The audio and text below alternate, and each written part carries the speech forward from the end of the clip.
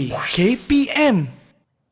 Hello, Assalamualaikum dan selamat petang kepada anda semua yang sudah menyaksikan Road to Success SPM 2021 bersama dengan saya, Wani Carey. Sebelum tu Wani nak tanyalah, apa khabar anda semua? Semua sihat tak? Wani doakan agar anda semua sentiasa sihat dan terhindari daripada penyakit COVID-19 ini. Kerana apa? Sekarang ini kita masih tahu, kita masih lagi belum menang demi memutuskan rantaian ini.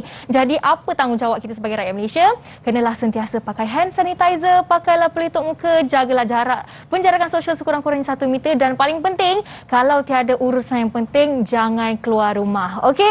Baiklah, untuk subjek hari ini kita akan belajar satu subjek yang agak menarik, iaitu subjek sains komputer. Tapi nak tahu jugalah, sains komputer ni dalam subtopik dia ada apa? Tapi kalau nak tahu apa akan kita belajar hari ini, kita mesti nak tengok profil guru kita. Jadi jom tanpa melengahkan masa, mari kita saksikan profil guru kita pada hari ini.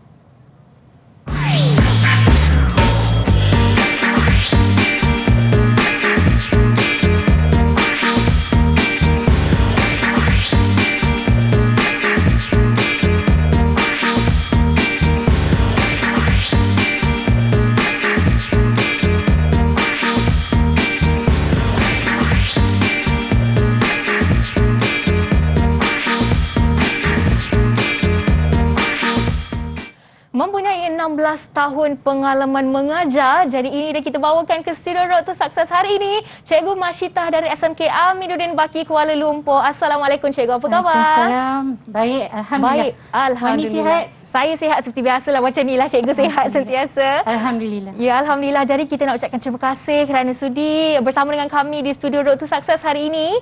Dan sebelum kita nak mulakan, benda pertama sekali Wan akan minta para tetamu kita untuk sama-sama pergi ke meja istimewa yang disediakan untuk kita membuat proses sanitasi tangan kita, Cikgu. Okey. Jadi Cikgu boleh pakai hand sanitizer dulu. Sebagai langkah berjaga-jaga. Kita pun dah jaga jarak 1 meter ni. Kemudian Wani pula pakai. Okey. Ini dia. Tapi Cikgu, Wani nak pesan sepanjang program ini kita akan kekal memakai pelitup muka ya Cikgu, sebagai langkah pencegahan. Dan sekarang ini kita pun dah membuat sanitasi. Tibalah masa untuk Wani tanya Cikgu. Hari ini apa yang akan kita fokuskan dalam sains komputer ini Cikgu? Okey, hari ini kita akan belajar bab 2 tingkatan 4, iaitu tajuk di bawah tajuk pangkalan data, tapi kita ambil subtopik yang pertama, iaitu pangkalan data hubungan. Pangkalan data hubungan. Mungkin ada anda yang di rumah tak tahu sebenarnya apa maksud pangkalan data hubungan ni ya Cikgu. Sebab tidak semua pelajar mengambil subjek ini, betul? Betul. Dan sekarang ini subjek elektif. Subjek elektif. Jadi kalau anda nak tahu apa rupa sains komputer dan pangkalan data ni, kita nak dengarkan dululah pandangan calon mengenai subjek ini. Mari kita dengarkan. Didik TV KPM. Tahun ini menjadi agak mencabar bagi saya kerana harus menduduki SPM dalam suasana pandemik dan belajar melalui talian. Ianya bergantung kepada persediaan setiap pelajar dari segi internet dan bukan saja pelajaran. Akan tetapi, saya juga sering merasa kurang selesa ketika belajar di rumah kerana persekitaran yang agak bising. Saya berharap dapat kembali ke sekolah secepat mungkin. Saya ingin mengusirkan saya punya tajuk yang susah bagi saya dalam subjek sains komputer, iaitu 1.3 gate logik bab 1. Apa yang susah bagi saya dalam tajuk ini adalah kerana saya untuk susah memahami kombinasi gate logik. Selain itu saya susah untuk menghafal dalam nombor gate logik juga. Apa yang menyebabkan saya susah adalah saya kurang dapat daripada rujukan. Selain itu saya juga susah untuk memahami tajuk baru ini. Ini kerana kita sedang dilanda pandemik COVID-19 yang menyebabkan saya susah untuk mempelajari sesuatu tajuk yang baru. Didik TV KPM. Baik, itu dia merupakan pandangan calon SPM mengenai subjek sains komputer dan lebih-lebih lagi rata-rata mereka mengatakan bahawa bahagian pangkalan data hubungan ni agak susah cikgu kerana pembelajaran dari PDPR dan juga di kelas itu memainkan peranan yang sangat berbeza. Jadi mungkin cikgu ada tips untuk mereka untuk orang kata skor bahagian ini dan kenapa pentingnya untuk mereka belajar bahagian pangkalan data hubungan ni cikgu? Okey, sebenarnya tajuk ni berkait juga dengan tajuk kertas projek murid lah kan. Jadi memang dalam suasana pandemik ni tidak dapat bersemuka dalam proses pengajaran dan pembelajaran, so memang agak sukar. Jadi tips yang saya boleh cadangkan kepada murid, okey, satu iaitu kena tukar mindset atau paradigma subjek tu susah. Okay, so dia kena ubah persepsi tu, jadi dia cuba bina keseronokan untuk belajar subjek ni. Ya. Sebab tak ada pilihan, sebab dah pilih dah. Dan nak Betul. periksa pula tahun depan, bulan Mac nanti. Jadi kena mewujudkan perasaan seronok. Kemudian memang agak sukar mendapatkan bahan rujukan, tapi kelas-kelas PDPR masih berlangsung seperti biasa. Guru-guru masih mengajar daripada rumah. Jadi kita minta untuk murid tidak miss kelas. Sentiasa hadir pada kelas, bagi tumpuan semasa cikgu mengajar, dan sekiranya tidak faham terus bertanya. Terus bertanya kepada guru, dan selebih daripada itu boleh tonton Didik TV. Itu dia. Cikgu dah bagi tips mengenai macam mana nak menguasai bahagian pangkalan data hubungan ni ya cikgu. Kenalah sentiasa orang kata committed dalam kelas atas talian. Okey. Cikgu pun dah beri tips cikgu hari ini. Jadi kita mesti nak tahulah betul ke subjek ni susah. Kalau nak tahu susah atau senang, kenalah tunggu sampai habis dan anda di rumah jangan ke mana-mana. Kerana selepas ini kita akan bersama dengan Cikgu Mashita untuk sama-sama memberi teknik menjawab dengan baik hanya dalam Road to Success SPM 2021 sebentar saja lagi. Didik TV KPM. Didik TV KPM. Bertemu kembali dalam Road to Success SPM 2021 bersama dengan saya Wani Kerry dan juga masih bersama Cikgu Mashita selaku Pegawai Perkhidmatan Pendidikan dari SMK Aminuddin Baki Kuala Lumpur. Dan hari ini cikgu bukan kita berdua sahaja yang akan bersama-sama belajar sains komputer hari ini, kerana kita akan bersama dengan beberapa orang murid dari dua sekolah yang berbeza di sini cikgu. Ya, dari dua sekolah. Dua sekolah yang berbeza. Jadi jom tanpa meninggalkan masa kita nak berkenalan dengan mereka semua. Assalamualaikum, selamat sejahtera, apa khabar semua? Boleh unmute mikrofon. Kak Wani nak juga dengar suara anda semua. Hello. Okey, di sini kita ada dari SMK Aminuddin Baki. Tak apalah, disebabkan ada dua sekolah berbeza, kita minta mereka untuk introduce sendiri. Kita mulakan dengan Najah. Beritahu nama dan juga sekolah anda. Sejahtera semua, saya Najah Safa binti Munariza, saya daripada SMK Aminuddin Baki. Okey, terima kasih. Seterusnya kita ada Shinma. Assalamualaikum dan salam sejahtera. Saya Shinma Khan daripada Sekolah Aminuddin Baki Kuala Lumpur. Okey, baik. Seterusnya Intan. Assalamualaikum dan salam sejahtera. Nama saya Nurul Syahada. Saya daripada SMK Aminuddin Baki Kuala Lumpur. Okey, baik. Dan akhir sekali dari SMK Aminuddin Baki S. Adakah S kat sini? Ya. Assalamualaikum dan salam sejahtera. Nama saya Is-Edin bin Mawan daripada SMK Aminuddin Baki. Okey, sebutannya Is ya? Is-Edin. Betul? Okey, dan kita ada pelajar dari SMK Kamunting Bakti Perak. Seorang pelajar. Silakan Dini. Assalamualaikum, nama saya Nadini Batrisha daripada SMK Kamunting Bakti. Okey, baik. Kita ada 5 total anak murid hari ini yang bersama dengan Cikgu Mashita. Jadi, Wai nak tanya anda di atas talian, kalau anda sudah bersedia, sila tunjukkan thumbs up macam ni depan kamera. Dengan penuh semangatnya untuk belajar hari ini. Okey, itu dia semangat yang kita inginkan. Jadi, kalau anda atas talian sudah bersedia, anda yang di rumah pun sudah bersedia, mari kita mulakan sesi pembelajaran kita pada hari ini. Silakan Cikgu. Okey, terima kasih Wani. Okey, Assalamualaikum dan selamat sejahtera semua. Apa khabar? Okey, saya Cikgu Mashita akan bersama-sama anda semua pada petang ini untuk kita membincangkan tajuk pangkalan data hubungan. Okey, jadi murid-murid semua sudah bersedia? Sudah. Saya sudah bersedia, Okey, cikgu. kita mulakan. Okey, ini tajuk kita, tajuk pangkalan data. Okey, tajuk pangkalan data ini dalam bab 2 tingkatan 4. Okey. So kita ambil subtajuk yang pertama iaitu pangkalan data hubungan. Okey, saya perkenalkan dulu standard pembelajaran. Okey, standard pembelajaran ini ialah apa yang murid perlu kuasai pada akhir sesi perbincangan kita pada petang ini. Okey, yang pertama, murid perlu menjelaskan kepentingan integriti data, ketekalan data dan kelewahan data. Okey, yang kedua, seterusnya murid perlu membezakan model-model pangkalan data. Ada 4 model yang ni. Okey, yang pertama yang kita panggil model pangkalan data hierarki, model pangkat rangkaian, model hubungan dan model berorientasikan objek. Okey, ada 4 model keseluruhannya.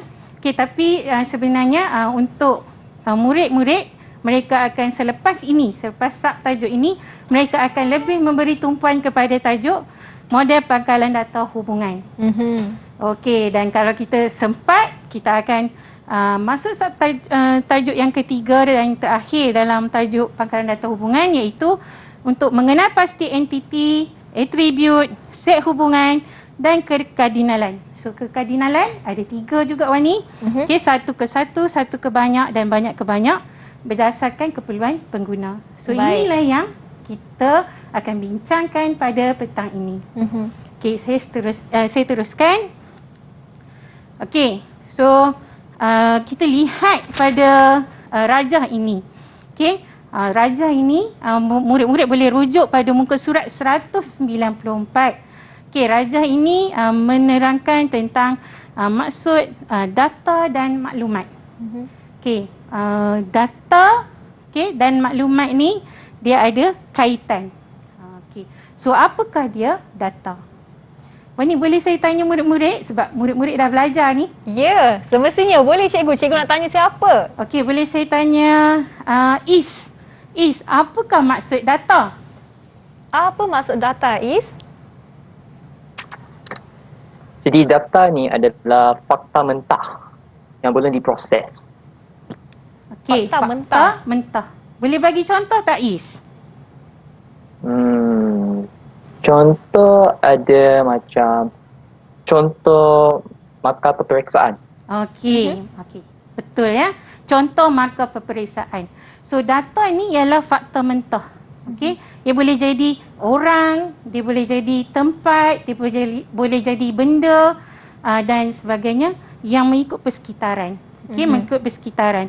So macam yang Is berikan tadi, dia bagi persekitaran sekolah iaitu markah peperiksaan. Ya. Okey. So data mungkin kalau markah dalam bentuk nombor lah. Mungkin katakan 85. So data ini dia boleh jadi ada makna, ada sedikit bermakna ataupun tidak bermakna langsung. Tapi bila dia akan menjadi bermakna, okey, data ini akan menjadi bermakna apabila dia dikutip, dikumpulkan, disimpan, diproses. Okay, ataupun dibuat analisis. Okay, so bila kita dah buat analisis kepada data yang kita dapat, barulah dia bertukar menjadi maklumat. Maklumat itu adalah maklumat yang bermakna. Bila dia dah diproses atau dianalisis, data tersebut menjadi data bermakna. Sebagai contoh Yawani, kalau markah itu, katakan Is bagi contoh 85. Okay, kalau dia bagi contoh 85, so 85 itu bila diproses kita katakan 85 ialah untuk mendapat grade A. Sebagai contoh kan. So barulah data 85 tadi dia bernilai atau bermakna. Okey. Jadi itulah perkaitan antara hubungan data dengan maklumat. Baik. Okey, murid-murid semua? Okey. Jom kita teruskan. Okey, kita teruskan. So di sini ialah rajah proses perkembangan ataupun evolusi pengurusan data. Okey, bermula dengan sistem pemprosesan manual, kemudian sistem pemprosesan fail dan seterusnya. Ini yang kita nak belajar ataupun yang kita nak buat iaitu sistem pangkalan data. Di akhir nanti murid-murid kena boleh membangunkan satu sistem yang melibatkan pangkalan data. Okey, so kita pergi lebih teliti kepada apa dia sistem pemprosesan manual dan yang seterusnya ini. Okey, so ini adalah gambar banci penduduk dan perumahan ya Wani.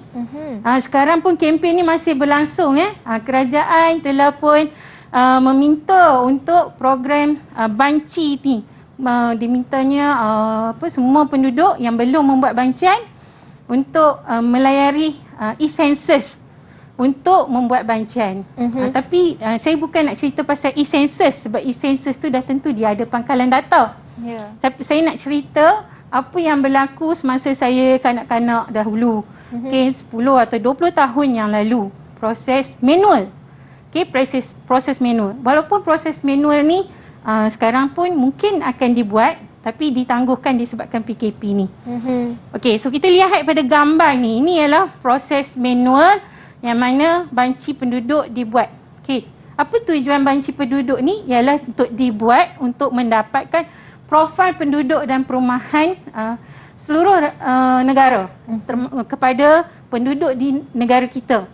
Okey, jadi data-data yang diperoleh tu akan digunakan untuk mencipta dasar-dasar pembangunan dan ekonomi negara. So nampak setiap data yang dikutip oleh pegawai-pegawai banci ni sangat bernilai. Okey, jadi ini mungkin situasi ini adalah situasi 10 tahun yang lalu pada 2010. Okey, tapi saya menceritakan pengalaman saya masa kanak-kanak sebab saya melihat situasi pegawai banci datang ke rumah dan buat bancian.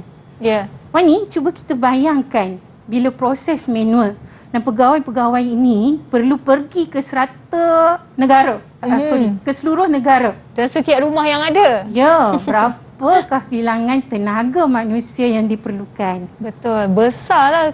Mesti akan jadi ramai lah kan, ya, cikgu? Betul, jadi ramai. Sebab tu dalam situasi pandemik ni, kerajaan tak boleh membuat proses bancian secara semuka. Sebab tentu pergerakan ramai yang akan keluar. Betul. Sebab tu kerajaan menyeru ni, saya pun promote juga untuk yang belum lagi melayari ataupun melaksanakan tanggungjawab untuk membuat bancian, murid-murid boleh tanya ibu dan ayah. Kalau belum, minta mereka buat. Okey, so kita lihat ya. Okey, proses ni melibatkan tenaga manusia yang ramai. Dan kemudian banyaklah proses. Okay? Kemudian proses manual ini dia tidak menggunakan komputer. Dia adalah proses yang basic, iaitu menggunakan kertas dan kertas tu maksudnya borang-borang dan mungkin pen untuk buat catatan. Okey. So jadi dalam proses manual ni ada kelemahannya. Okey, ada kelemahan. So ini saya tunjukkan antara kelemahannya lah. Okey, menggunakan tenaga manusia yang ramai. Okey, walaupun ini ada kebaikannya, low cost dia. Low cost tu ni kos yang rendah lah. Okey. Tapi ni cuba lihat ni, apa dia ni? So ini bayangan kalau semua kertas-kertas yang dibuat catatan tu nak disimpan di mana. Dan tentu kalau satu negara memerlukan ruang yang besar, bilik yang besar dan kabinet besar. So satu kelemahan dia akan jadi bila besar macam ni, sekiranya ada data yang tertentu yang kita perlukan, proses carian tu menjadi lambat. Kena cari satu persatu. Kan, ni kita boleh bayangkan kan. Okey, so jadi atas sebab itulah sistem pemprosesan manual bertukar ataupun ditambah baik kepada sistem pemprosesan fail. Okey. Sistem pemprosesan fail ni menggunakan komputer. Okey, secara asasnya sistem pemprosesan fail ada pengguna. So siapalah penggunanya? Kemudian kita ada komputer yang ada sistem pengoperasian. Kemudian sistem fail, dalam komputer kita ada fail-fail yang kita simpan. Okey, so ini proses ni ditambah baik. Namun begitu masih ada kelemahannya. Okey, bayangkan saya cerita pula situasi kita. Okey, pernah tak Wani Wani buat duplicate file, satu simpan di desktop, satu simpan di C drive. Ada tak buat macam tu? Pernah dulu, masa sekolah rendah lah selalu. Okey. So pengalaman ni mungkin kita ada buat. So kadang-kadang pada file yang di desktop kita buat proses kemas kini. Kemudian kita diminta untuk submit borang tersebut atau sebagainya, dan file tu kita pergi ambil daripada yang di C drive. So data yang di C drive tu mungkin belum dikemas kini. Ya. So nampak tak ada kelemahan juga di situ. Ya, dia jadi tidak tally di situ. Ya, betul, tidak tally. Tak tally. Jadi data tu tidak dikemas kini. Ya. So nanti kita bagi tahu apa istilah yang paling sesuai kita gunakan untuk data yang macam tu. Okey. Okey, seterusnya kita boleh nampaklah ni proses multiple cell yang saya maksudkan tadi itulah, yang tidak dikemas kini. Okey, so kemudian disebabkan situasi ni kita tambah baik lagi, pencipta-pencipta telah programmer telah tambah baik lagi dengan mewujudkan sistem pangkalan data. So ini yang kita nak belajar. Okey, sistem pangkalan data ialah sistem perisian yang menguruskan pangkalan data. Okey. So pangkalan data ialah koleksi data logikal. Okey, data yang banyak koleksi kan, yang berkaitan dan strukturnya membolehkan kandungan dikeluarkan, diuruskan serta dikemas kini dengan mudah. Sebab apa dia kata membolehkan kandungannya dikeluarkan, diuruskan dan dikemas kini dengan mudah?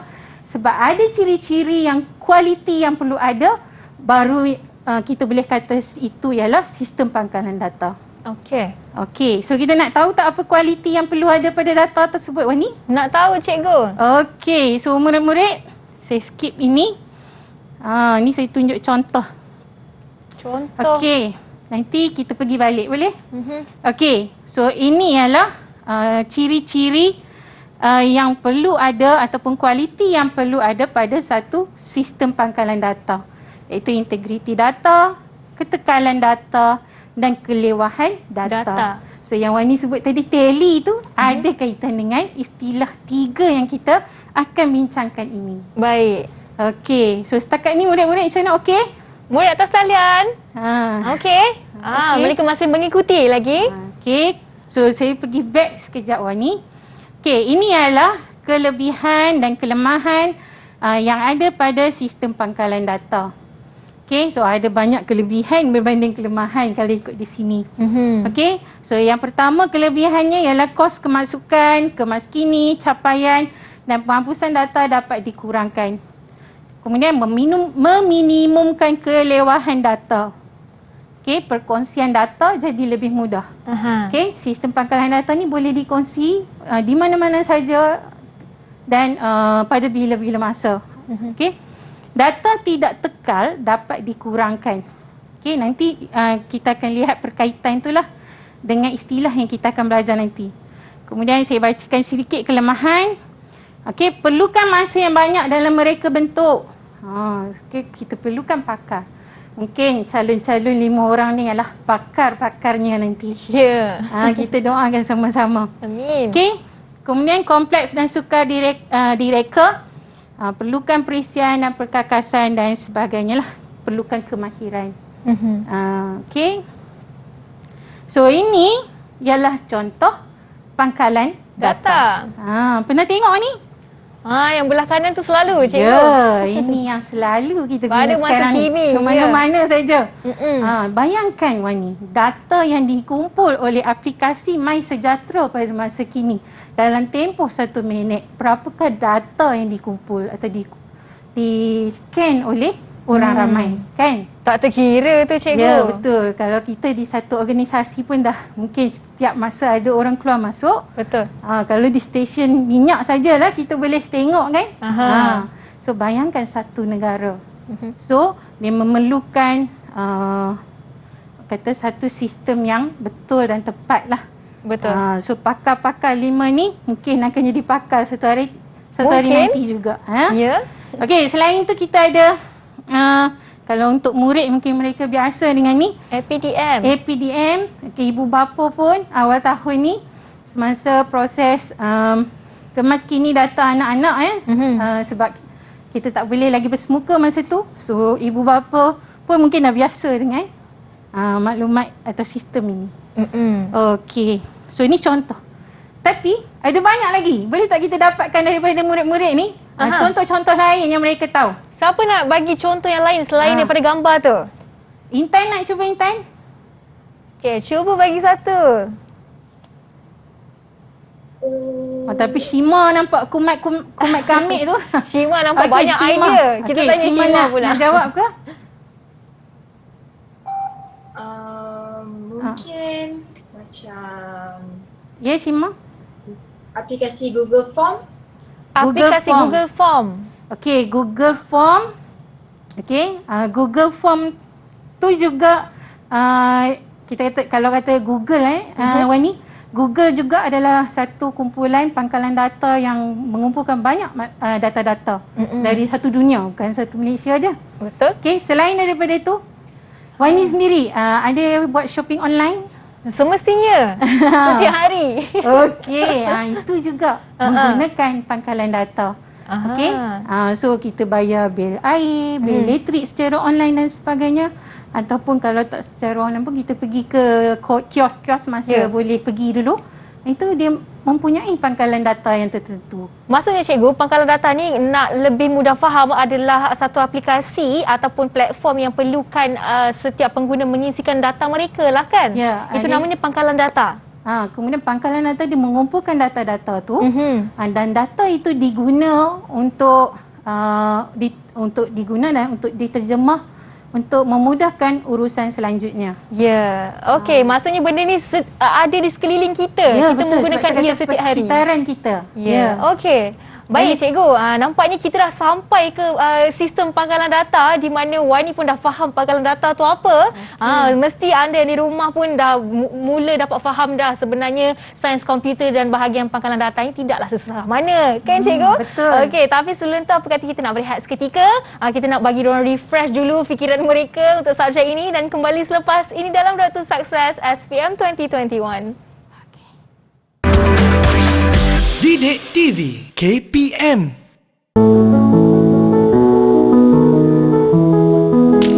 Perasaan saya setelah mendapat keputusan SPM ialah saya amat gembira dan berbangga kerana setelah segala usaha dan juga kerja keras saya berjaya mendapatkan keputusan yang amat cemerlang serta dapat membanggakan keluarga, rakan-rakan dan guru-guru saya yang telah menaruh harapan pada saya. Hala tuju saya setelah mencapai keputusan SPM, setelah berfikir panjang, saya akan cuba untuk memohon beasiswa bagi menyambung pelajaran saya dalam bidang sains, teknologi, kejuruteraan dan matematik STEM yang relevan dengan sektor industri 4.0 pada masa akan datang. Tips dan kata-kata pedoman yang dapat saya berikan kepada calon SPM yang akan datang ialah anda perlulah mempunyai niat yang betul. Pastikan anda menimba ilmu dengan niat yang ikhlas untuk meningkatkan kecemerlangan diri anda, membanggakan keluarga anda serta membangunkan masyarakat dan negara. Seterusnya, anda perlulah berusaha dengan keras dan konsisten dengan kerja anda supaya anda dapat meningkatkan ilmu anda untuk mencapai keputusan yang cemerlang. Seterusnya, anda perlulah percaya pada diri anda yang anda mampu untuk mendapatkan keputusan yang cemerlang serta dapat membanggakan diri anda. Akhir sekali, jangan berputus asa. Teruskan usaha anda walau sesusah mana pun perjalanan anda. Teruskan mengayuh sehingga anda tiba ke destinasi anda. Saya doakan kepada semua calon-calon SPM agar anda semua mendapat keputusan yang cemerlang serta dapat membanggakan diri anda serta keluarga anda. Itu sahaja pada saya. Terima kasih dan jumpa lagi. Didik TV KPM. Kembali dalam Road to Success SPM 2021 bersama dengan saya Wani Carey. Sebentar tadi semasa rehat kita dah saksikan apa orang kata kata-kata semangat daripada lepasan SPM tahun 2020 dan juga orang kata pelajar cemerlang, dan kita dapat dengarkan tips yang banyak diberikan lebih kepada usaha, kerana usaha itu merupakan tangga kejayaan. Jadi Wani pasti anda semua yang sedang menyaksikan Road to Success dan semua anak murid cikgu dalam atas talian ni, kalau sentiasa usaha berusaha, insya-Allah pasti akan diberikan kejayaan yang tidak akan kita jangka di penghujungnya. Okey, kita dah berehat sebentar tadi dan sekarang ini kita masih dengan Cikgu Masyitah dan juga 5 orang pelajar. Kita ada 4 orang dari SMK Aminuddin Baki dan seorang anak murid dari SMK Kamunting Bakti Perak. Jadi tanpa melengahkan masa, mari kita teruskan dengan subjek kita hari ini. Dipersilakan Cikgu. Okey, saya teruskan. Terima kasih ya Wani. Okey, kita akan fokuskan kepada iaitu ciri-ciri data ataupun kualiti data yang perlu ada pada satu data itu untuk menjadikan pengkalan data itu pengkalan data yang baik lah. Okey, iaitu integriti data, kekalan data dan kelewahan data. So kita lihat integriti data. So keyword dekat sini ya, murid-murid, kita tengok maksud bagi integriti data itu kesempurnaan, ketepatan dan kesahan data. Okey, dan ketepatan data ni ialah sah melalui seluruh kitaran hayat data. Okey, so integriti baru kita kata data tu data yang baik. So dalam integriti data tu dia perlu mencapai 3 integriti yang di bawah ini, iaitu integriti entity, integriti rujukan dan integriti domain. Okey, apa yang dimaksudkan dengan integriti entity? Integriti entity kalau kat sini kita tengok sekurang-kurangnya satu atribut data yang unik bagi setiap rekod. Ataupun maksudnya mesti ada kunci primer. Okey, kunci primer mesti unik dan tidak boleh null. Okey, kemudian integriti rujukan, atribut daripada 2 jadual mempunyai hubungan dan nilai yang sama. Okey, yang ni murid-murid telah belajar. Okey, kalau murid tingkatan 4 mereka akan belajar nanti, iaitu 2 jadual ni dia akan menggunakan kunci asing. Kunci asing. Nanti untuk tajuk kunci asing kita akan belajar selepas ini. Baik. Okey, kemudian kita ada integriti domain, iaitu atribut-atribut data dalam jadual mestilah betul dengan berasaskan satu domain masalah. Okey, so ini juga nanti saya akan tunjukkan macam mana yang dimaksudkan integriti domain. So kita pergi seterusnya. Okey, kenapa perlu ada integriti data? So ini adalah sebab-sebabnya. Okey, supaya untuk mengelakkan data yang lemah ataupun korup ataupun hilanglah. Okey, kemudian mengelakkan perubahan yang tidak sengaja. Okey, so sebab kita nak data yang tepat. Betul. Contohnya kalau dalam banci penduduk tu kita nak tahu bilangan penduduk dekat Malaysia. Kalau data korup mungkin nanti ada pembangunan atau ekonomi di kawasan yang sepatutnya tidak mendapat, kan? Tidak dapat dilaksanakan. Okey, so ini contoh ya, integriti data.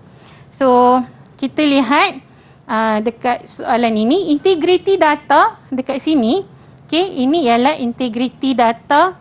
Lihat kat sini ya, nombor pendaftaran kat sini sama pada anak pandan, tapi namanya berbeza. Sebab tu kita kata data ini tiada integriti. Ni contoh nombor pendaftaran sama tapi nama berbeza. Okey, seterusnya yang kedua kita lihat ketekalan data. Okey, keyword dekat sini yang dibolkan itu iaitu konsistensi ataupun keseragaman data yang boleh mempengaruhi kebolehpercayaan data. Okey, kenapa penting ketekalan data? Sebab kita perlukan data yang konsisten, maksudnya yang seragam lah. Okey, untuk memastikan data itu boleh dipercayai, tak boleh dipersoalkan. Okey, saya bagi contoh Wani. Ini situasi di sekolah. Katakanlah cikgu, macam saya cerita tadi lah, dia simpan markah murid, satu di desktop, satu di C drive. Kemudian tiba-tiba bila saya mak, ada perubahan markah. So cikgu pun betulkan markah di desktop. Desktop sahaja. Tapi kemudian bila katakan pengetua minta markah, so parent nak kita submit markah yang pada C drive. Tepat tak markah tersebut? Tidak tepat. Tidak tepat. Okey, ada 2 fail yang tidak seragam. So dia akan itu kalau dari segi kemanusiaannya pun akan menimbulkan rasa tidak senang, kan? Apalagi kalau data-data yang penting. Betul. Okey. Seterusnya, okey, kita nak mengelakkan tiada isu ketekalan data timbul lah. Okey. Ataupun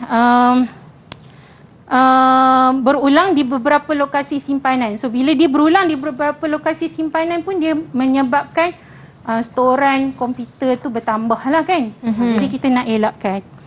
Okey, kita lihat isu-isu ni. Ni sebenarnya tadi saya dah bagi contoh.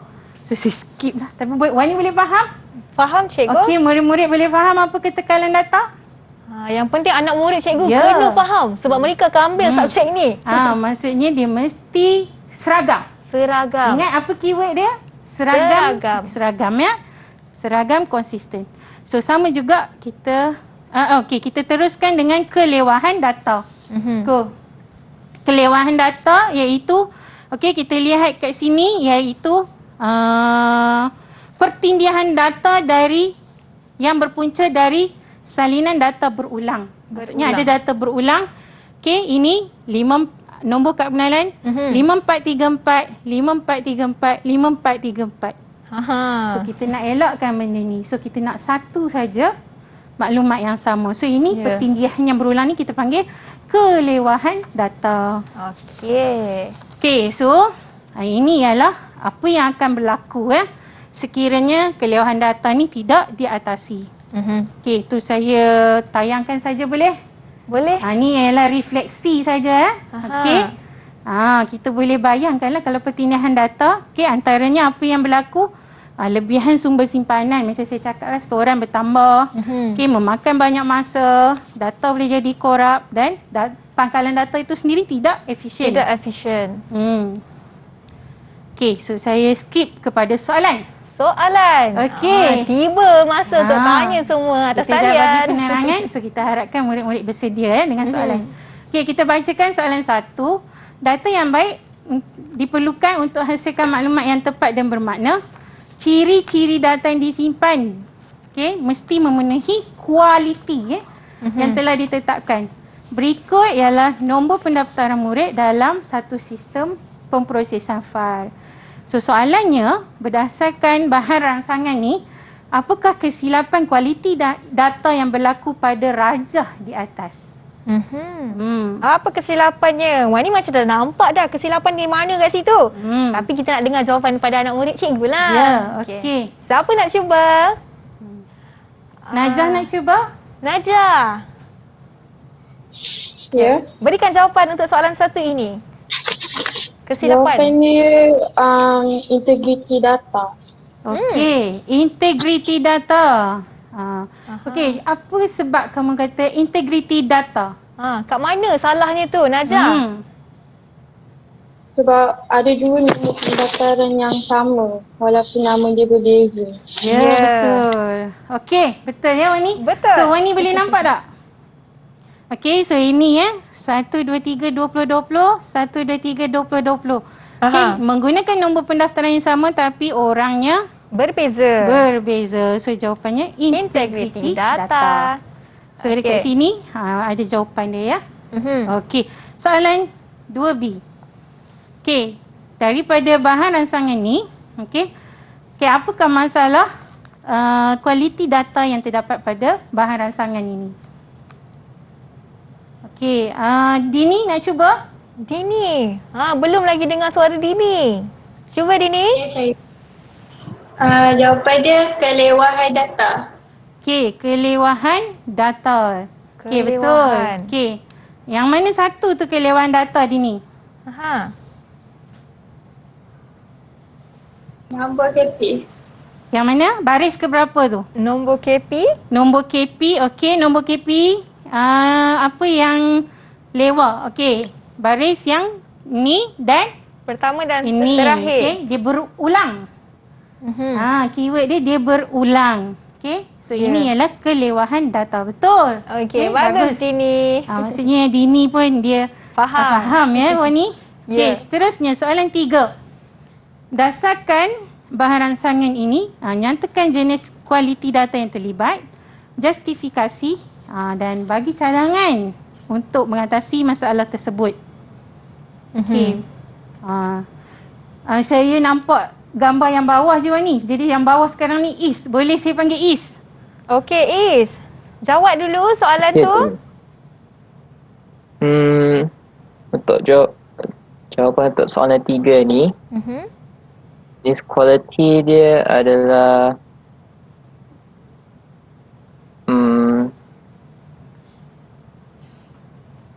Jenis kualiti. data. Apa tu is? Kelewahan data. Kelewahan data ya. Jawapan is. Okey. Betul, cikgu? Boleh kita tanya dulu sebab apa dia bagi jawapan kelewahan data?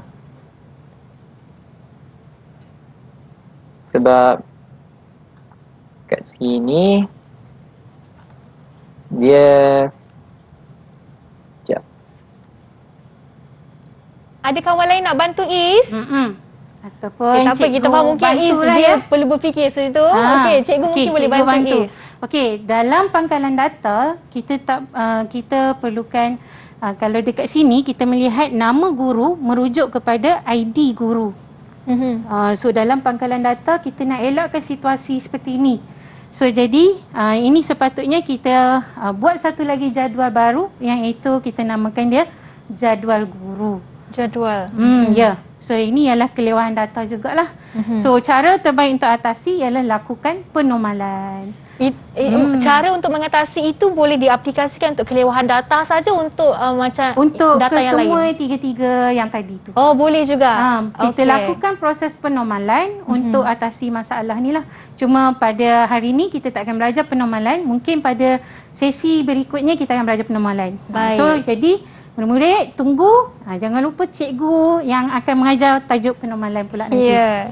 Okey, so ini jawapan dia.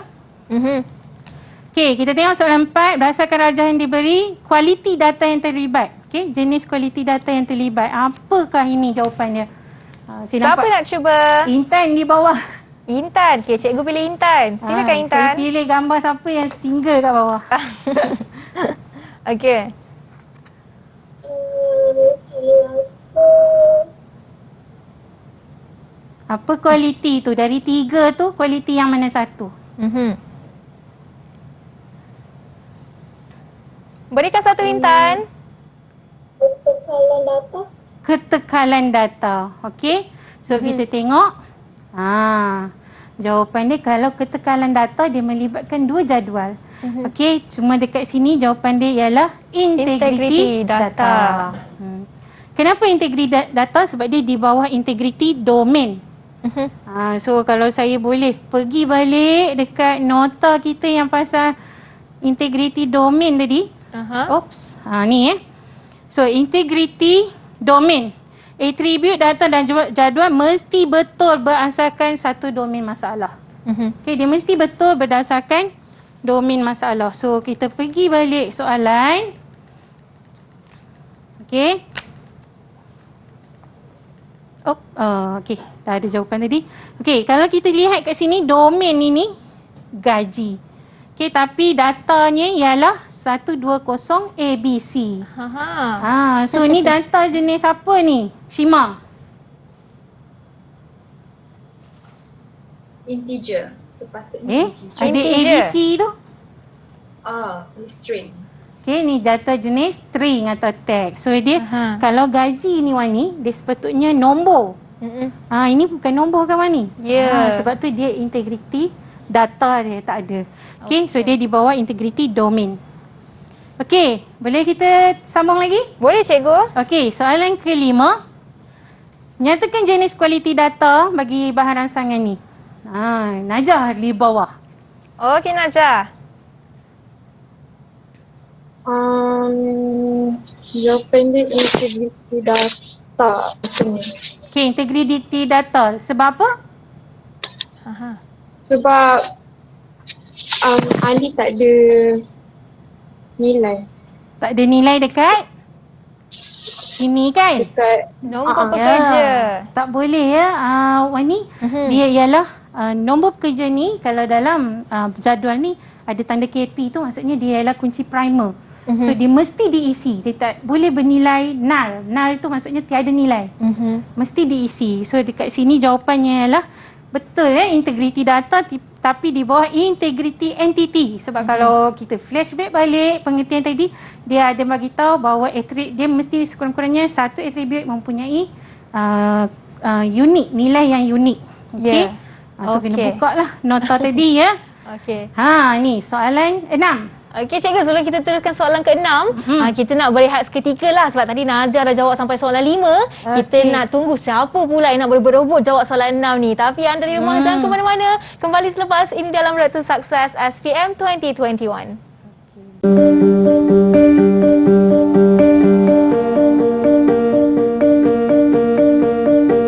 Bukan senang kita nak dapat keputusan yang dapat membanggakan keluarga dan diri sendiri.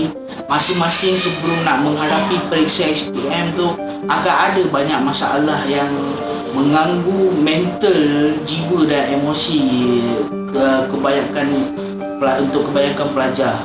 So memang banggalah dan akhirnya cabaran yang besar kami telah tempuhi dan telah pun berakhir. Satu, hilangkan sikap malas. Yang kedua, mempunyai azam yang tinggi untuk mencapai keputusan yang cemerlang dalam SPM. Yang ketiga, saya nak anda harus menyelesaikan tugas atau kerja sekolah yang diberikan oleh guru. Kalau tak faham, tanya cikgu ataupun kita boleh tanya kawan-kawan kita yang lagi pandai dalam sesuatu topik ataupun bidang dalam pelajaran tersebut. Pada calon SPM tahun 2021, saya harap anda semua mampu menyiapkan diri anda dengan masa yang ada ini untuk menghadapi peperiksaan SPM.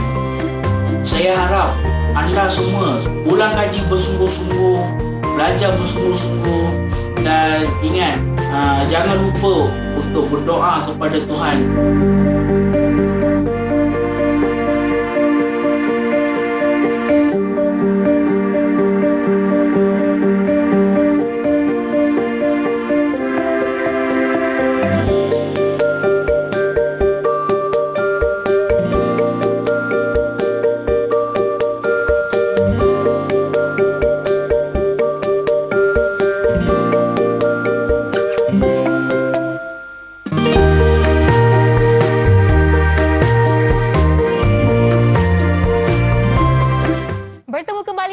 Sukses SPM 2021 bersama dengan saya Wani Carey. Seperti tadi kita dah saksikan video daripada calon lepasan SPM 2020 dan ada gambar-gambar mereka yang dah dapat result dan Wani nampak ada juga daripada mereka merupakan anak murid ataupun bekas pelajar sekolah mereka yang telah join Road to Success pada SPM tahun 2020 dan Wani harap semua pelajar yang sedang menonton dan semua pelajar di atas talian ni pun dapat memperoleh markah yang cemerlang untuk SPM 2021 ni. Okey, sama-sama kita doakan mereka semua. Dan sekarang ini kita dah sampai ke segmen yang terakhir. Kita nak teruskan dengan soalan kita untuk hari ini. Silakan cikgu. Okey, tadi kita berhenti pada soalan ke-6. So kita akan teruskan dengan melihat bahan rangsangan yang diberi ni. Okey, apakah dia jenis kualiti data yang terlibat dan berikan justifikasi anda. So tadi kita dah ada masa rehat kan ni? Ya. So mungkin Dini dah bersedia. Apakah jawapannya, Dini? Silakan Dini. Jawapan dia integriti rujukan. Okey, sebab justifikasi jawapan kamu? Pekerja nombor 4 tu dia tak ada jabatan. Okey, pekerja nombor 4 ni satu, dia tak ada jabatan. Ya. Okey, kemudian tadi kan Wani ada sebut tally tu kan Wani.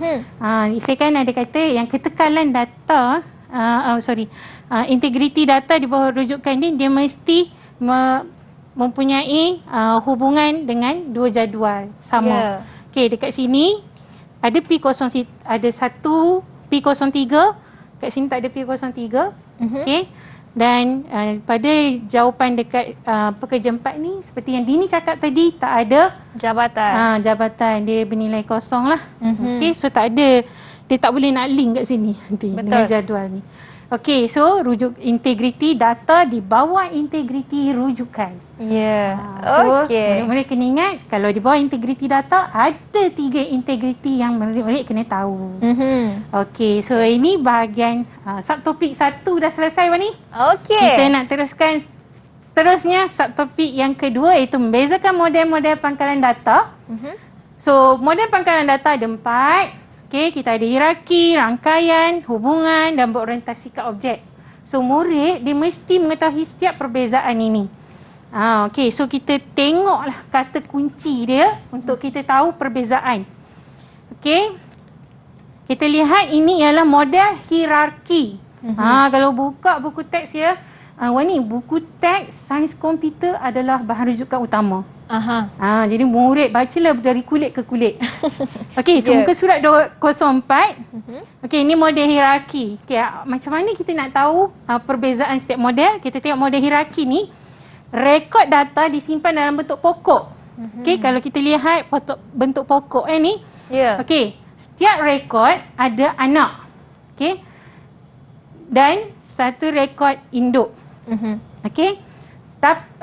Saya bacakan. Setiap rekod anak ada satu rekod induk, tapi satu rekod induk boleh ada banyak anak. So kalau kita tengok kat sini, nama sekolah ni, okey, dia ada banyak anak, kelas. Ini banyak anak lah. Okay, tapi ada satu anak, dia ada satu induk je. So itu kita panggilkan dia model hierarki. Baik. Okay. Kita tengok pula yang seterusnya, model rangkaian. Okey, so model rangkaian pula, okey, dia membaiki model hierarki tadi ni. Okey, kemudian dalam model ni, okey, cuma dalam model ni kalau kita tengok rekod anak boleh ada beberapa induk ataupun dia boleh ada kat sini rekod anak ni dia boleh ada kalau dekat atasnya dia boleh ada banyak-banyak lah. Macam tu hubungan entiti dia. Hubungan banyak ke banyak? Banyak ke banyak. Itu kita panggil model rangkaian. Nah, ini adalah model hubungan. Model hubungan ni yang murid akan belajar dalam silibus. Okey, so kena tahulah apa dia. Okey, dia mudah dibina dan diurus. Dia sesuai dengan keadaan dunia kita, dunia sebenar. Okey, nak tahu perbezaan dia, rekod disusun dalam bentuk jadual. Okey, ada lajur, ni lajur dan baris. Okey. So murid-murid cuba kenal pasti 3 model dah tu apa keyword dia. Mungkin boleh pilih kan. Okey. Model yang seterusnya iaitu model berorientasi ke objek. So ini adalah kaedah baru ya Wani. Okey. Dia menyimpan takrifan kelas objek dan hubungan. Okey, digunakan untuk pangkalan data yang memiliki hubungan yang kompleks. Okey, antara objek-objek. Walau bagaimanapun, pangkalan data ni yang terbaik lah antara model-model lain. Cuma dalam silibus, kita tak akan pergi detail model objek ni. Tapi kalau murid-murid nak teruskan pengajian ke universiti, mungkin mereka akan belajar. Okey. So, kita pergi soalan ke-7. Okey, mari. Nak tanya siapa ni cikgu? Kita nak tahu. Saya pilih sama juga Wani, yang bawah. Okey, Is. Okey, dari model ini, okey, X dan Y. Okey, apakah model X dan apakah model Y? Cuba kenal pasti saya katakan tadi keyword dia. Keyword. Kalau model X, apa dia keyword dia? Okey, Is, silakan cuba. Yang model X tu itu adalah model hierarki. Hierarki. Ada tak keyword yang awak kenal pasti? Sebab situ dia ada tulis mempunyai satu induk sahaja. Satu induk. Kemudian ada lagi struktur pokok. Struktur pokok. Mudah diingati. Okey, betul. Bagus ya. Sebab bagi tumpuan. Okey, model Y pula. Okey. Is jawab jugalah Is. Apakah model Y itu? Sebab Is dah besar dah tu dalam slide tu. Model Y. Ada keyword dia tak yang awak dapat kenal pasti? Cuba tengok. Okey, ni kita nampak satu, ada banyak ni. Satu ke satu, satu ke banyak. Apa agak-agak? Ada yang nak bantu? Ke nak cikgu tunjuk? Hubungannya. Hubungan. Data hubungan. Okey. Jenis hubungan. Okey. Ada tulis hubungan. Dan kemudian Wani ada kat sini data disusun dalam jadual terdiri daripada baris dan lajur. Baris dan lajur. Tadi baru kita sebut. So ini jenis model apa? Model apa Is? Ulang balik. Ni ada hubungan tadi ni. Model pangkalan data hubungan. Okey, betul. Okey, kita teruskan yang ni. Boleh cikgu. Soalan 8. Okey, data dan hubungan dikelolakan dalam jadual. Tu ada dah kat situ keyword dia. Okey, Q dalam struktur pokok. R, okey, ada tak apa yang kat sini? Menyimpan takrifan kelas objek prestasi carian terbaik. So, apakah P, Q dan R? Intent. Model apa untuk P? P. Model hubungan. Dia Intan? Model hubungan. Data hubungan. Model pangkalan data hubungan. Okey, Q. Q. Ini senang ni.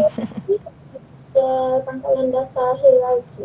Hierarki. Okey, kita tengok ada pokok, ini ada hubungan. Okey, apa kata R? R. Ialah model pangkalan data berorientasikan objek. Berorientasikan objek, ada peta objek, lepas tu ada prestasi carian yang terbaik. So jawapan dia betul ni. Betul? Wow, hebat Intan dapat jawab semua. Okey, nampaknya murid-murid ni dah bersedia untuk masuk ke tajuk pangkalan data seterusnya. So ini jawapan dia. So tepat semuanya. So kita ada masa tak lagi ni? Itulah cikgu, nampaknya masa mencemburui kita. Memang kalau boleh nak sambung, kita dah sambung dah cikgu. Tapi rata-rata cikgu dah terangkan sampai subtopik yang kedua. Dan saya pasti semua pelajar di atas talian, semua macam mana setakat ni? Faham tak apa yang cikgu Masyidah ajar? Okey, kalau faham tunjuk thumbs up depan kamera macam awal-awal tadi dengan penuh semangatnya. Okey, bagus cikgu. Jadi Wani harap mereka dapat mengambil segala input yang diberikan, dan sekarang ini kita nak minta cikgu untuk membuat sedikit rumusan yang ringkas untuk mereka yang sedang menonton di luar sana. Okey, untuk semua murid-murid, so tadi kita telah pun membuat perbincangan ataupun mengadakan perbincangan bersama-sama iaitu berkaitan pangkalan data hubungan. So saya cuba rumuskan apa yang telah murid-murid belajar hari ini ya. Okey, yang pertama, murid-murid mesti tahu kepentingan kualiti data yang disebutkan tadi, iaitu yang pertama iaitu integriti data. Kemudian dalam integriti data dia ada 3 lagi jenis integriti, iaitu integriti entiti, integriti domain dan integriti rujukan. Kemudian murid-murid kena tahu apa dia ketekalan data, kemudian kena tahu apa itu kelewahan data dan kepentingannya. Okey, selain boleh mengenal pasti setiap kualiti data yang disebutkan. Kemudian tadi kita dah pun belajar secara ringkas keyword-keyword yang penting untuk membezakan 4 model pangkalan data, iaitu pangkalan data hierarki, pangkalan data apa tu, saya pun dah tersasul ni. Kita ada orientasi objek. Betul Wani. Wani pun boleh ambil saya pun dah ingat dah. Okey. Kemudian model pangkalan data hubungan dan model pangkalan data rangkaian. Okey, walaupun cikgu pun dah tersusun sebutannya. Faham cikgu. Okey, kemudian nasihat saya, okey, untuk tajuk pangkalan data ni sebab untuk persediaan kertas kerja projek, so saya mengharapkan murid-murid bersedia dan rasa seronok beri tumpuan dengan guru di kelas ataupun semasa di PDPR lah. Sekarang ni kita situasi pandemik ni, kita PDPR, bagi tumpuan kerana tajuk pangkalan data ni mungkin akan diuji pada tahun ni. Okay, mungkin akan diuji pada SPM 2021 dan selalunya memang akan ujilah. Okay, cuma dalam bentuk soalan apa kita tak tahu. Kemudian kalau untuk murid tingkatan 4 yang mengikuti tajuk ini, mungkin selepas ini kita akan masuk kepada tajuk mengenal pasti entiti, atribut hubungan kekardinalan ni, iaitu ERD. Kemudian kita akan belajar tajuk penormalan. Tajuk ini sangat penting dan untuk murid kuasai sebab dia melibatkan kerja projek ataupun kertas 2 SPM 2021. Wani, untuk saya kongsi, kalau mungkin ada yang tak tahu, kertas 2 SPM 2021 dia bukan tunggu masa mereka di tahun di tingkatan 5 ya. Dia bermula di tingkatan 4. Ya, dari awal lagi. Ya, kalau macam murid yang tingkatan 5 sekarang, tahun lepas dia orang dah buat kertas kerja projek. Ya. Jadi sebab tu tajuk ni sangat penting. Betul. Sangat penting. Okey, baik. Jadi nampaknya kita dah belajar banyak perkara dengan Cikgu Mashita hari ini. Terima kasih sekali lagi Wani ucapkan kepada Cikgu Mashita binti Abdul Muin dan selaku Pegawai Perkhidmatan Pendidikan dan juga 4 orang pelajar dari SMK Aminuddin Baki Kuala Lumpur. Kita ada Shin Mahan, Nur Intan Syuhada, Najah Safwa dan Izidin, dan seorang anak murid dari SMK Kamuting Bakti Perak kita ada Nordini Batrisha. Terima kasih banyak kami ucapkan dan semoga berjaya memperoleh markah yang cemerlang untuk subjek sains komputer ini. Dan anda semua di rumah, lepas ni jangan ke mana-mana, kita akan bertemu dalam subjek asas kelestarian hanya dalam Road to Success SPM 2021. Dari saya, Wani Carey. Bye-bye.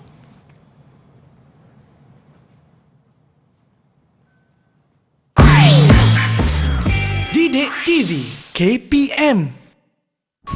Assalamualaikum warahmatullahi taala wabarakatuh dan selamat sejahtera kepada semua calon SPM 2021.